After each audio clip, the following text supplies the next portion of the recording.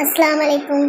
நபி அவர்களின் அழைப்பு பணி ஒரு புறம், எதிரிகளால் முஸ்லிம்களுக்கு இழைக்கப்பட்ட துன்பங்கள் தொல்லைகள் மறுபுறம்.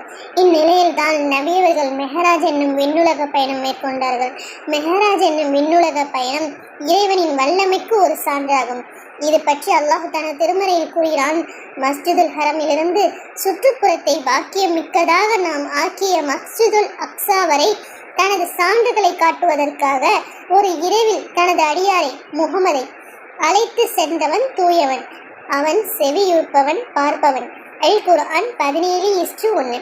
நான் கௌபாவில் ஹம்சா ஜஃபர் ஆகிய 2 மனிதருக்கு இடையே பாதி தூக்கமாகவும் பாதி விழிப்பாகவும் இருந்தபோது இந்த நிகழ்ச்சி நடந்தது.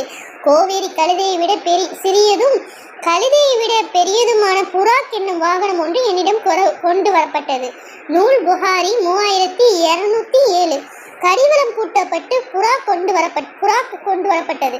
நபி ஸல்லல்லாஹு அலைஹி வஸல்லம் அவர்கள் அதில் ஏற சிரமப்பட்டார்கள். அப்போது ஜிப்ரீல், முகமதிடம் நீ ஏன் இவ்வாறு செய்கிறாய்?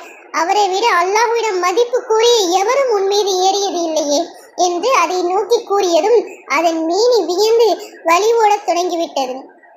நூல் திருமதி 3056.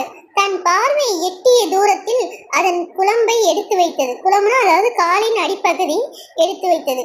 நூல் முஸ்லிம் 234. அஸ்ஸலாமு அலைக்கும்.